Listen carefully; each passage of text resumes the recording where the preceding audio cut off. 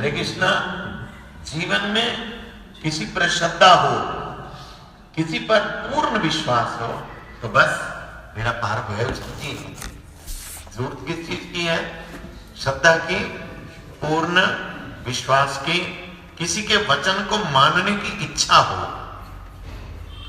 किसी के वचन को मानने की इच्छा हो, आज्ञा पालन की दृढ़ता हो, तो उसके लिए जीवन में कौन सा ऐसा काम है जो नहीं हो सकता? कोई ऐसा काम नहीं है। सबसे अधिक श्रद्धेय, सबसे अधिक विश्वसनीय, सबसे अधिक श्रद्धेय का मतलब सबसे ज्यादा जिस पर श्रद्धा की जा सकती है, सबसे अधिक श्रद्धेय, सबसे अधिक विश्वसनीय, सबसे अधिक प्रेमास्पद, जिसको प्रेम जिनको किया जाता है वो केवल मात्र सद्गुरु देव की। सबसे अधिक श्रद्धा के पात्र, सबसे अधिक प्रेम के पात्र, सबसे अधिक विश्वास के पात्र कौन है? सद्गुरु, जो निरंतर शिष्य का अज्ञान दूर करने के लिए मन से चेष्टा करते हैं। गुरु जी का काम क्या है? उनका काम है शिष्य के मन के अंधकार को दूर करना। गुरु के बराबर दयालु, उनके बराबर हितैषी जगत में कोई नहीं। गुरु जी के बराबर दयालु और हितैषी जगत में कोई नहीं है। जिन्हों को भी कुछ भी प्राप्त है, जिनको कुछ प्राप्त है वो गुरु जी की कृपा से ही प्राप्त है। ऐसा गुरु जी की कृपा से प्राप्त है। प्राचीन काल में आज की भांति विद्यालय, हाई स्कूल, पाठशालाएं, कॉलेज नहीं थे।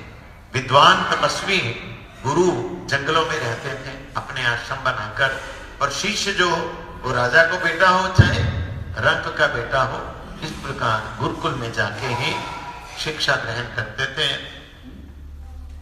वहां गुरुकुल में जाके भी वहां पर कोई भी नियम से कापी पुस्तक लेके 4-6 घंटे पढ़ाई नहीं होती थी। गुरु अपने शिष्यों को काम सौंप देते थे, स्वयं भी काम करते थे, और काम करते करते शिक्षा हो जाती। काम करते करते बातों ही बातों में अनेकों प्रकार की शिक्षा गुरु जी देते थे, और जिस पर गुरु जी की परम कृपा हो गई उसको तो सभी विद्याएं स्वयं ही आ जाती। ऐसे ही एक ऋषि थे, उनका नाम था धौम्य ऋषि। पूरा नाम था अयोध धौम्य, प्रचलित था धौम्य ऋषि थे। उनका गुरुकुल था। उनके यहां 3 विद्यार्थी, बहुत से विद्यार्थी आए, पर 3 उनमें से विशेष विद्यार्थी जिन्होंने गुरु निष्ठा का उदाहरण प्रस्तुत किया, उनके नाम थे आरुणि, उपमन्यु और वेद। ये तीनों विद्यार्थी वहां पढ़ते थे, और विद्यार्थियों के साथ वेद। धौम्य ऋषि बड़े परिश्रमी थे। वे विद्यार्थियों से खूब काम लेते थे, किंतु उनके विद्यार्थी भी इतने गुरु भक्त थे कि गुरु जी जो भी आज्ञा करते उसका पालन वे बड़ी तत्परता के साथ में करते थे। कभी माथे पे अकुंचन नहीं था शिष्यों के भी। जो गुरु जी आदेश करते खुशी खुशी से वो उसको पालन करते थे। कभी उनकी आज्ञा का उल्लंघन नहीं करते थे। उनके कड़े शासन के कारण ही अधिक विद्यार्थी उनके पास पढ़ने नहीं आते थे। हाँ, जब शासन कठोर था, हर कोई तो कठोर शासन सह नहीं सकता ना। जो कमजोर होता है, कम श्रद्धा वाला होता है, इसके पास क्या जाना, इसको तो यही नहीं पता शिष्यों पर रखा कैसे जाता है। नहीं, कितने केस हम देखते हैं, किसी ने जरा डांट दिया टीचर ने बच्चे को, सीधा ही बस रिपोर्ट करने जाते हैं पुलिस में। नहीं, तो बच्चे अपने लोग भेजते लेते, ना ये ठीक नहीं करते, तो बाबा बहुत ज्यादा कठोर है। यद्यपि गुरु कठोर नहीं होते हैं, ऊपर से ही कठोरता का आचरण करते हैं, अंदर में तो अपने बच्चों से भी ज्यादा प्यार करते हैं शिष्यों। अतः जो उनके पास आए वो भी जैसे सोने को तपा के खरा कर दिया जाता है, इस प्रकार तपे हुए सोने के समान खरा होके उनके आश्रम से वो निकले। तीनों ही विद्यार्थी जो थे आदर्श गुरु भक्त होके आश्रम में से निकले। एक दिन क्या हुआ, खूब वर्षा हो रही थी। जब वर्षा हो रही थी तो आरुणि जो थे पंचाल देश के थे, उन्होंने आरुणि को बुला के कहा, अरे बेटा आरुणि, बहुत वर्षा हो रही है, तुम अभी जाओ और जाके खेत में वो जो मेड़ है उसमें उसको बांध के आओ, क्योंकि वर्षा हो रही थी, धान का खेत था। तो गुरुजी ने उसे समझाया कि अगर मेड़ टूट गई तो पानी बह जाएगा, धान सारा नष्ट हो जाएगा, उसमें पानी खड़ा ही रहना चाहिए, तुम जाओ, क्योंकि बारिश बड़ी मूसलाधार हो रही है, इसकी मेड़ जो है बनी रहनी चाहिए, तुम जाकर ठीक करके आओ, जाओ। सब पानी बाहर निकल जाएगा तो फसल होगी नहीं, क्योंकि धान का खेत है, ये सूखना नहीं चाहिए। गुरुजी क्या क्या पाके आरुणि उसी समय गया, खेत पे गया, बारिश में गया, बारिश में गया, मूसलाधार बारिश हो रही थी, खेत में खूब पानी भरा हुआ था, खेत में पानी भरा हुआ था। एक जगह देखा उसने, मेड़ कट गई थी पानी के बहाव के कारण, तो वहां से पानी बड़े फ्लो के साथ में निकल रहा था, उस मेड़ में से पानी निकल रहा था। आरुणि ने क्या किया, फावड़ा लिया, रस्सी उठाई, फावड़ा लिया, उठा के उधर खेत के परली तरफ से बहुत सी उसने मिट्टी इकट्ठी की, मिट्टी इकट्ठी करके जहां से पानी निकल रहा था वहां पर मिट्टी डाली ताकि पानी का बहाव रुक जाए। वो मिट्टी डाल के दोबारा जितनी देर में मिट्टी लेने जाता उतनी देर में पहले वाली मिट्टी भी बह जाती पानी के प्रवाह से। वो लगा ही रहा, वो मेड़ के पानी को बंद नहीं कर पाया, क्योंकि मिट्टी भी गीली हो चुकी थी वर्षा के पानी से। वो जितनी देर भरने जाता, भर के रखता, दोबारा लेने जाता तो उतनी देर में पानी बह जाता और मेड़ को तोड़ के आगे निकल जाता। जब उसका कोई चला नहीं चाह रहा, जी तोड़कर परिश्रम किया, परंतु जल का वेग इतना तीव्र था कि वह पानी को रोक नहीं सका। उसने चिंता की, अरे मुझे तो गुरुजी ने बोला, गुरुजी ने आज्ञा की थी कि खेत का पानी बाहर नहीं बहना चाहिए। तो क्या किया उसने, उसको एक बात सूझी, उसने फावड़े को रखा जो हाथ में था और जहां वो मेड़ कटी हुई थी वहां खुद लेट गया, खुद वहां लेट गया। उसके लेटने से क्या हुआ, बहाव थोड़ा कम हो गया, पानी खेत में रह गया, बहाव कम हो गया। सर्दी के दिन थे, अकड़ गया वो, लेटे लेटे पानी इतना आ गया। क्या हुआ, बारिश बंद हो गई, बारिश बंद हुई, वो ज्यादा उठना चाहता है तो पानी निकलता है, इसलिए वो उठा नहीं, वहीं पानी में पड़ा रहा। वहां पड़े पड़े उसे रात हो गई।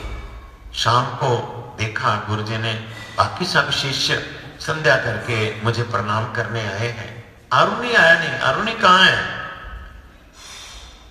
अंतःकरण से सदा शिष्य के हित में निरत रहने वाले गुरुजी ने संध्या के समय अपने शिष्यों को बुलाया। आरुणि था नहीं।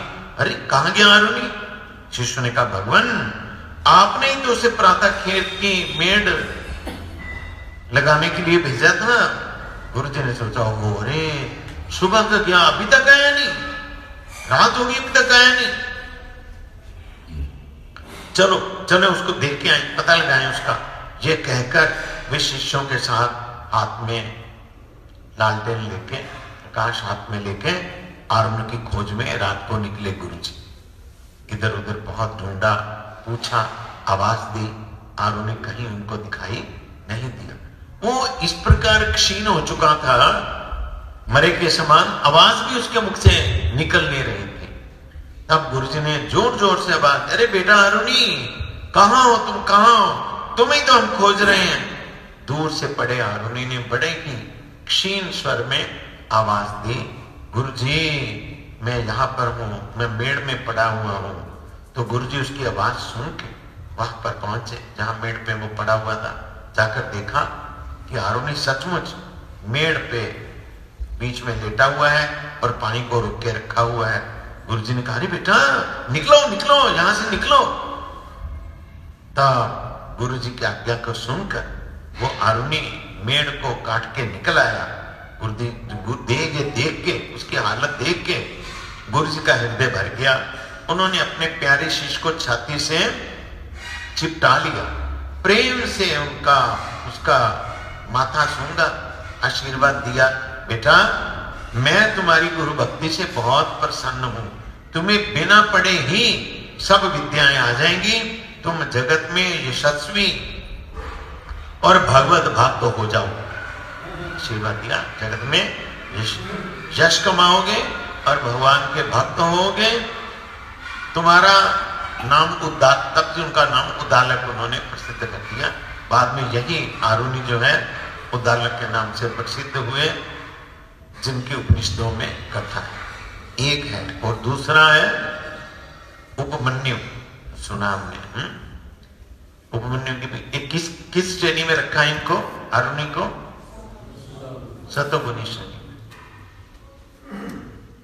देखो इतना करने पे भी टॉप मोस्ट नहीं किया, निर्गुण श्रेणी में नहीं रखा। तब दूसरे शिष्य थे, उनका नाम था उपमन्यु। गुरुजी ने उन्हें सेवा दी हुई थी कि तुम जंगल में जाना रोज और आश्रम की गौएं चराना, ये उनकी सेवा। वह दिन भर जंगल में गौएं चराता, रात में वापस लौटता। एक दिन गुरुजी ने उसे अच्छा स्वस्थ खूब हृष्ट पुष्ट देख के पूछा गुरुजी ने, अरे उपमन्यु हम तो तुम्हें खाने को देते नहीं है, तुम सुबह जाते हो गाय चराने के लिए, रात को आते हो, खाने को तो देते नहीं है, तुम कैसे इतना हृष्ट पुष्ट, कैसे, क्या करते हो, क्या खाते हो? जवाब दिया, गुरुजी मैं भिक्षा मांगकर अपने जीवन का निर्वाह करता हूं। जब मैं जाता हूं गाय चराने के लिए तो मैं भिक्षा मांग के खा लेता हूं। गुरुजी ने कहा, देखो बेटा ये महापाप है, भिक्षा मांग के स्वयं खा लेना ये महापाप है। भिक्षा करके पहले गुरुजी को अर्पण करना होता है। जो भिक्षा करनी, क्या करना, पहले गुरुजी को अर्पण करना होता है। गुरुजी जो दे तब खाओ, तो महापाप है, ये ठीक नहीं किया तुमने, ये ऐसा नहीं करना। अच्छा गुरुजी ठीक है। तब गुरुजी की बात मान ली, प्रतिदिन वो भिक्षा मांग के लाके गुरुजी को समर्पण कर देता, जो मिलता आटा दाल चावल जो भी भिक्षा में मिलता खाना लाके गुरुजी को समर्पण करने लगा। गुरुजी तो परीक्षा ले ही रहे थे, उसको कसौटी पर कस रहे थे, अग्नि में तपाकर उसे कुंदन बना रहे थे। वो उपमन्यु भी जो भिक्षा लाता गुरुजी पूरी की पूरी उसे रख लेते, जो भिक्षा लेके आते पूरी का पूरा रख लेते, उसको बीच में से कुछ नहीं देते खाने, सारी भिक्षा रख लेते हैं, खाने को कुछ ना देते। कुछ दिनों बाद गुरुजी ने देखा उपमन्यु तो पहले की तरह ही ठीक ठाक है, इसकी सेहत तो ठीक ही है, हृष्ट-पुष्ट है। पूछा, अरे बेटा उपमन्यु आजकल क्या खाते हो तुम? उपमन्यु ने जवाब दिया, गुरुजी जवाब दिया, गुरुजी मैं जो भिक्षा पहले मांग के लाता हूं मैं आपको अर्पण कर देता हूं, आपको दे देता हूं, मैं फिर दोबारा चले जाता हूं भिक्षा के लिए। ऐसा जवाब, दोबारा चले जाता हूं। गुरुजी ने कहा, अरे ये तो धर्म के विरुद्ध है, ये ठीक नहीं है, भिक्षा एक ही बार करनी चाहिए, बार बार नहीं जाना चाहिए, इस पे गृहस्थ के प्रति दोष होता है। समझाया गुरुजी ने, गृहस्थ एक बार भिक्षा देगा, बार बार देगा, ये ठीक नहीं तुम्हारा काम, और दूसरों के लिए भी ये ठीक नहीं, लोग भी बाकी की देखा देखी भी 2-2 3-3 बार चले जाएंगे, ये धर्म विरुद्ध है। अतः उन्होंने कहा इस बार बोझा गृहस्थों पर पड़ता है और दूसरे जो भिक्षा मांगने वाले उन्हें भी संकोच होगा, अतः दोबारा नहीं भिक्षा लेना, एक बार जो लेनी वही लेनी है। ठीक है, गुरुजी को जो ले आता भिक्षा ले आके गुरु महाराज को दे देता। कुछ दिन बाद फिर देखा गुरुजी ने ये क्या करता है, सेहत तो इसकी ठीक ही है, स्पष्ट है। तो पूछा, क्या करते हो तुम, तुम्हारा शरीर तो ठीक ही लग रहा है मुझे, क्या करते हो? उपमन्यु ने जवाब दिया, गुरुजी आपने जैसे मुझे आज्ञा की दोबारा भिक्षा नहीं लेने जाना, मैं दोबारा भिक्षा मांगने नहीं जाता हूं। आप मुझे गऊओं को चराने लिए भेजते हुए गाय का दूध दूध के पी लेता हूं। बोलिए। गुरुजी ने कहा, रे ये तो तुम और ज्यादा अनर्थ कर रहे हैं, और भी अनर्थ है, ये तो पाप नहीं अनर्थ है। मेरे पूछे बिना मेरी गाय का दूध तुम पी लेते हो, गाय मेरी और दूध तुम पी लेते हो। नहीं चाहिए, नहीं चाहिए। गुरु जी की गाय है, गुरु जी का गाय का दूध नहीं पीना। अच्छा गुरु जी ठीक है, मान लीजिए। फिर गाय का दूध पीना भी छोड़ दिया। फिर कुछ दिन बीते, फिर पूछा गुरु जी ने, तुम तो ठीक ही लग रहे हो, हैं? स्पष्ट हो, तुम क्या खाते हो, क्या लेते हो?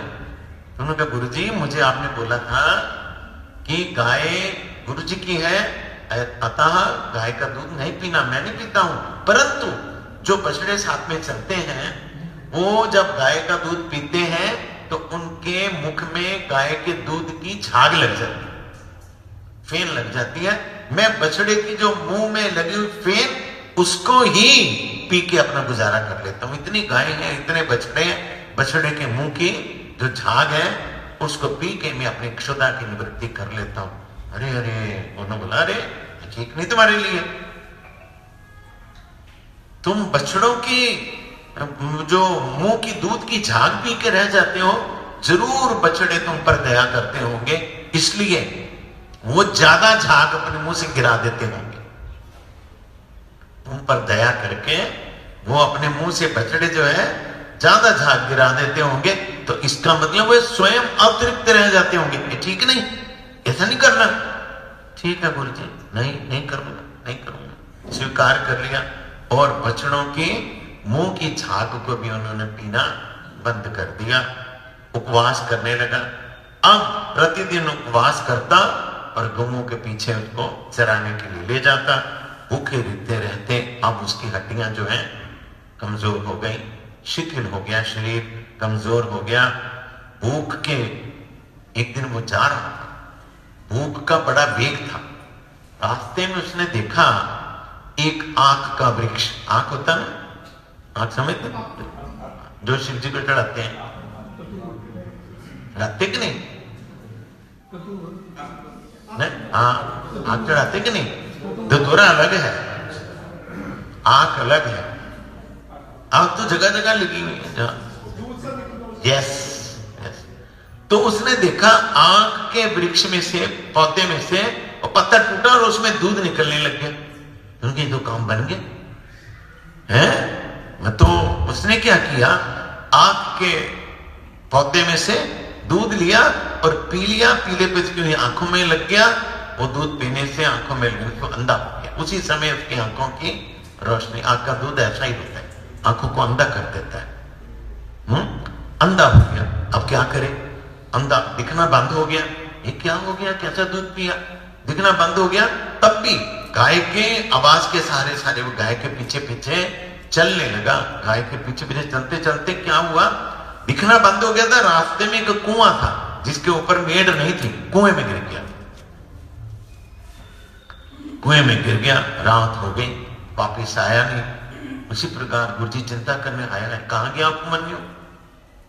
बाकी छात्रों को पूछा, आया नहीं प्रणाम करने संध्या के बाद। तो उन्होंने कहा गुरुजी तो सुबह से जब गाय चराने गया आया ही नहीं अभी। तो गुरुजी उसको भी सब शिष्यों को लेके ढूंढते ढूंढते जंगल में जहां जहां गाय चराने जाता था उसके पीछे गए। आवाज दी, आवाज सुन, दिखाई नहीं दिया कहीं। जब वो कुएं के पास में से निकले गुरुजी, आवाज धौम्य ऋषि आवाज लगाते लगाते ने, तो उसने कुएं में, गुरुजी मैं यहां कुएं में गिरा हुआ हूं, कुएं में गिर गया। अरे देखा, अरे कुएं में गिर तुम? तो कहता गुरुजी बता दिए, सारी बात घटना बता दी कि मैं गुरुजी इस प्रकार मैंने देखा इसमें से दूध निकल रहा था, तो मैंने बछड़ों का झाग पीना बंद कर दिया था। तो मैंने सोचा ये दूध पी के मैं अपनी क्षुधा को, भूख को शांत करूं, तो मेरी आंखों में भी लग गया, इससे मेरी आंखें अंधी हो गई, मुझे दिखाई देना बंद हो गया। गुरुजी अंदर से तो भर गए, है ना। तब उन्होंने कहा अच्छा तुम चिंता करने की जरूरत नहीं है, मैं तुम्हें मंत्र सुनाता हूं, मंत्र सुनो और ये मंत्र है अश्विनी कुमारों का।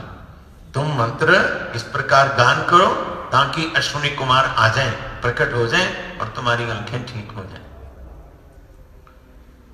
वो जैसे गुरुजी ने बताया उस स्वर से, सुस्वर से उन मंत्रों का, स्तव का उच्चारण करने लगा। वो उसी अवस्था में उपमन्यु उच्चारण जैसे उसने स्तव किया, अश्विनी कुमार प्रकट हो गए, वहीं कुएं के पास प्रकट हो गए।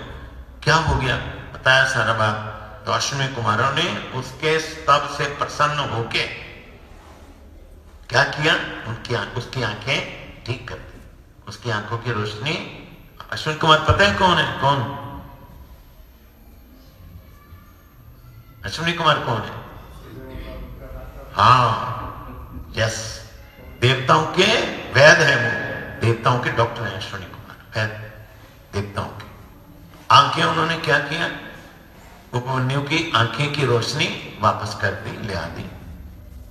और उनके हाथ में एक मालपुआ था अश्विनी कुमार के, हाँ, वो मालपुआ उन्होंने उपमन्यु को दिया।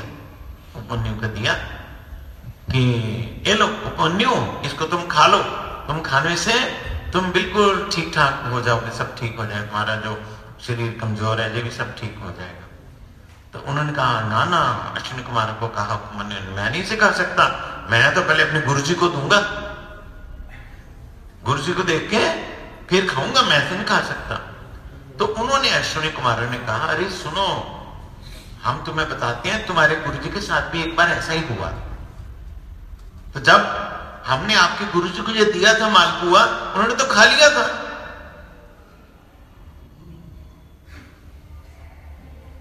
बात समझ गए क्या कहना चाहते हैं? जब तुम्हारे गुरुजी के साथ ऐसा हुआ था तो वो मालपुआ तुम्हारे गुरुजी को दिया था, उन्होंने तो खा लिया था, तो तुम भी खा लो। हाँ चुप, वो मेरे गुरुजी हैं, वो सब कुछ कर सकते हैं, मैं उनमें दोष देखूं गुरुजी में? उन्होंने खा लिया था, मैं भी नहीं खाऊंगा, मुझे जैसे गुरुजी ने आज्ञा की है मैं वैसे ही करूंगा। गुरुजी मेरे स्वतंत्र हैं, जो मर्जी करें उनमें। अश्विनी कुमार खुश हो गए, हाँ ठीक ही बात है तुम्हारी, और गुरुजी भी खुश हो गए। और सभी प्रकार की विद्याएं जो हैं वो उपमन्यु को और आरुणि के पास में उन्होंने सब बिना पढ़े ये सब विद्याएं आ गई। ये जो शिष्य हैं आरुणि और उपमन्यु, ये कौन है? सात्विक गुरुदास है। बिना उनका चरित्र सुने समझ नहीं, पर अच्छी तरह नहीं समझ पाते हम लोग।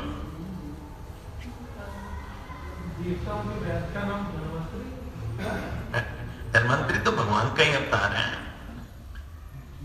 तब जब आंखें ठीक हो गई तो हो गया, तब कहते ए उपमन्यु और आरुणि, इन दोनों को ही सात्विक गुरुदास कहा गया है। कोई कारण नहीं, जो गुरुजी ने कहा उसके अनुसार उनकी आज्ञा को मानना, गुरुजी ने जैसे कहा है वैसे ही चलना। ये पर कहते ये सात्विक गुरुदास होने पे भी ये निर्गुण गुरुदास नहीं है। जो आरुणि और उपमन्यु है निर्गुण गुरुदास नहीं है।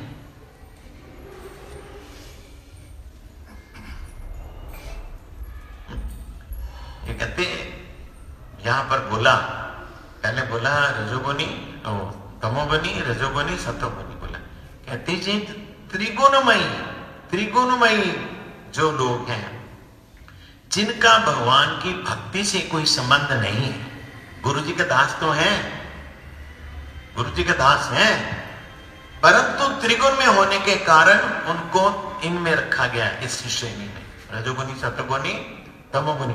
जो त्रिगुण से परे उसको निर्गुण श्रेणी में रखा गया, जो त्रिगुण से परे है उसको निर्गुण श्रेणी में रखा गया है, क्योंकि इनका संबंध है ज्यादा से ज्यादा स्वर्ग तक ही। त्रिगुण का संबंध जो है ज्यादा से ज्यादा स्वर्ग तक, जहां भगवान की सेवा की, भगवान की प्राप्ति की कोई बात नहीं। त्रिगुण के अंदर है इस प्रकार होने पे भी इनको किस कैटेगरी में रखा गया? इतना जितना इन्होंने किया आरुणि ने और उपमन्यु में, ऐसा करता है कोई? पर भी फिर भी इनको रखा गया त्रिगुण में रखा गया। अब थोड़ा बोलते हैं निर्गुण दास क्या होता है, तब कहते भागवत में देखना पड़ेगा, जिसमें बताया गया है कि सुदामा और कृष्ण गुरु माता के आदेश से लकड़ी लेने के लिए जंगल में गए और अकस्मात वर्षा होने के कारण रात भर सर्दी में और वर्षा में सिर पर लकड़ियों का गट्ठा लेके खड़े रहे, रात को लौटे नहीं। सुना ही हुआ सबने, सुना नहीं कथा है, लौटे नहीं। कौन? स्वयं भगवान श्री कृष्ण ने और सुदामा ने वो लकड़ियों का गट्ठा सिर पे उठा के रखा हुआ था। भीगते रहे दोनों।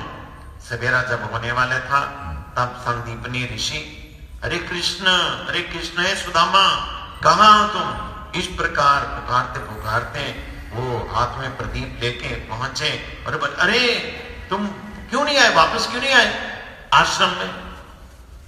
देखा संदीपनी आश्रम देखा कि नहीं? देखा नहीं? उज्जैन नहीं गए? उज्जैन में संदीपनी आश्रम जहां पढ़ते थे भगवान।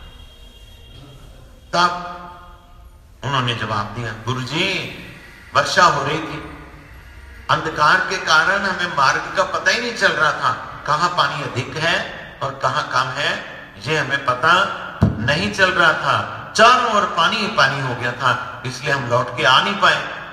संदीपनी जी ने कहा अरे आ नहीं पाए तो कम से कम ये सिर का बोझा तो उतार देते, इसको भी सिर पे लेके खड़े रहे, सारी रात खड़े रहे, सिर पे लकड़ी का गट्ठा सिर पे रख के, इसको क्यों नहीं उतारा तुमने? तुम नहीं आए तो इसको क्यों नहीं उतारा? तब बोले गुरुजी ये लकड़ियां हम वृक्ष के नीचे खड़े रहे, हम भीगते रहे, हमने प्रयास किया कि लकड़ियां ना भीगे और फिर ये सूखी रहेंगी तो गुरुकुल की रसोई बनेगी और नीचे में पानी कैसा है कैसा नहीं, इसलिए हमने लकड़ियों को नीचे नहीं रखा, हम लोगों ने इसे सिर पर ही लिए रखा। इस प्रकार संदीप ने उनके सेवा भाव से प्रसन्न होकर बोले जो भी जितने भी कलाएं हैं 64 प्रकार की, सब की सब तुम में पूरी तरह पूरित हो जाए, तुम जान जाओ सब कलाओं को। यद्यपि ये जो कलाएं हैं वेद की ही वस्तुएं हैं जो कि त्रिगुण विषयक है, जो कि ये कलाएं भी त्रिगुण विषयक है, तथापि चूंकि ये स्वयं भगवान श्री कृष्ण है इसलिए इस उदाहरण में कुछ परमार्थ है। भगवान बीच में है इसलिए कहते हैं इसमें कुछ परमार्थ है। इस गुरु सेवा में अपने किसी लाभ हानि का विचार नहीं था, उन्होंने एकमात्र गुरु जी की सेवा के लिए ही वैसा किया, इसलिए वे निर्गुण गुरुदास हुए। अपनी उनकी कोई भी इसमें इच्छा स्वार्थ नहीं था, केवल मात्र स्वार्थ था, गुरु महाराज की सेवा ठीक ठाक से हो गए। ऐसे गुरु दासत्व से सुदामा जी को द्वारकाधीश कृष्ण के प्रति भक्ति प्राप्त हुई। ऐसा दासत्व किया, फल क्या हुआ? गुरु जी की बाकी जितनी एग्जाम्पलें दी उनमें से कोई भगवत भक्त नहीं हुआ, अंतर कर दिया उन्होंने। और इस गुरु दासत्व से जो गुरु जी का आशीर्वाद मिला उससे क्या हो गया? सुदामा को भगवान की भक्ति प्राप्त हुई। उनको कहते हैं भगवान से धन धान्य इत्यादि तो मिला, परंतु उस धन धान्य के प्रति उनका पूरा का पूरा वैराग्य ही था, उनका पूरा का पूरा वैराग्य था और कृष्ण में अनुराग था। कृष्ण में अनुराग। वो सुदामा घर के लिए मांगने थोड़ी गए थे, उन्होंने तो ये सोचा मुझे सुशीला ने आज मौका दिया है, मैं उनका दर्शन करके आऊं भगवान का, तो मैं इसको क्यों गवाऊं। अतः सुशीला के कहने तो जाके मांगा भी नहीं। आप देखे कहीं सुदामा का चरित्र उठा के उन्होंने जाकर कहीं मांगा भगवान से? नहीं मांगा। इसलिए यहां जो कहते हैं, यहां से निर्गुण भक्ति आरंभ होती है। यहां निर्गुण तक तो हुआ, परंतु कहते हैं पूरा नहीं हुआ, अब थोड़ा और आगे कहते चलना होगा। निर्गुण के आगे भी, निर्गुण के भी कितने प्रकार, निर्गुण जो कहते हैं, यह श्लोक दिया, कृष्ण कर्णामृत का श्लोक दिया है। चिंता चिंता मनिर जयति सोमगिरि गुरु रे, सोमगिरिर गुरु में शिक्षा गुरुस्त भगवान शिखिपिच्छ मौली, यद पाद कल्पतरु पल्लव शेखरेशु लीला स्वयं वर रसम लभते जय श्री। ये कृष्ण कर्णामृत का श्लोक है। महाप्रभु इसको कितने चाव से सुनते थे, कृष्ण कर्णामृत को कितना दिल से सुनते थे। कृष्ण कर्णामृत किसने लिखा, बोला मैंने अभी, किसका है कृष्ण कर्णामृत, किसका है? बिल्वा मंगल ठाकुर का, बिल्वा मंगल का। ऐसा है, इसका एक एक जो श्लोक है महाप्रभु को अमृत की तरह लगता था, अमृत की तरह। इसका नाम इसलिए ऐसा है, कृष्ण कर्णामृत, कान के लिए अमृत जो है। इस प्रकार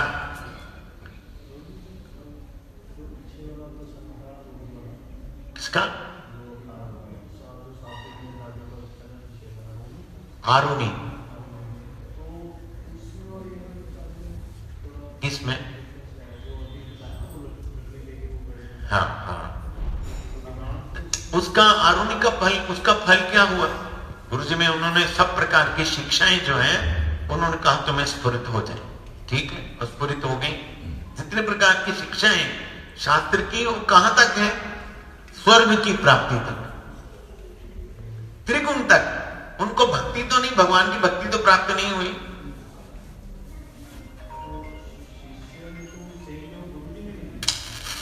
इसका फल क्या हुआ? इसका फल देखना पड़ेगा, फल क्या हुआ? यहां फल हुआ वो कृष्ण की प्राप्ति, इसलिए इनकी जो कैटेगरी है वो निर्गुण में आ गई। क्या? तो गुरुजी जैसा गुरुजी का होगा भगवान के प्रति वैसा ही होगा। गुरु भी वो उसी श्रेणी में रहेंगे।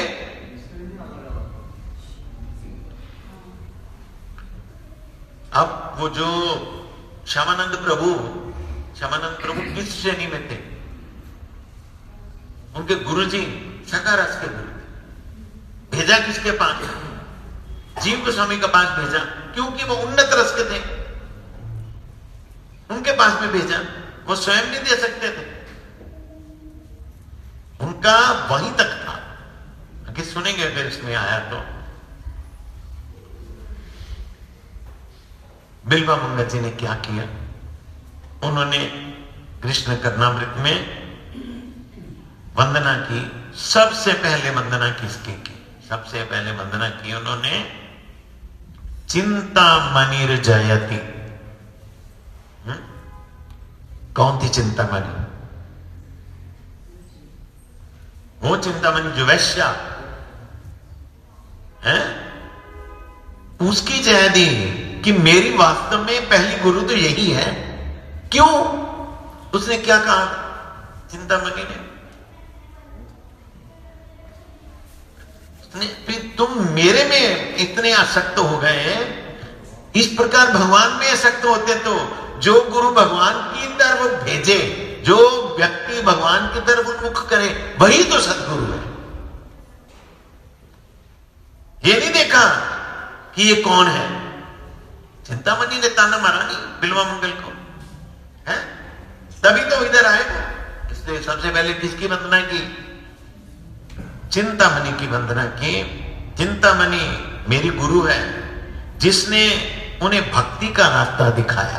अगर चिंतामणि ये कह देती कि जाओ, जिस प्रकार तुम मेरे में आसक्त हो, जाओ संसार में काम करो, जाके मेहनत करो, जाके देखो कितना धन कमा सकते हो, कमाओ, तब सदगुरु होती, तब उसकी जयंती तक अंतर कर दिया कि वास्तव में सदगुरु वही है, गुरु वही है जो भगवान की तरफ शिष्य को भेजे। भगवान के भजन के लिए, भगवान की सेवा के लिए जो उन्मुख करे, वास्तव में सद्गुरु वही है। कल आगे चलेंगे। तो वांछा कल्पतरुभ्यश्च कृपा सिंधुभ्यश्च पतितानां पावनेभ्यो वैष्णवेभ्यो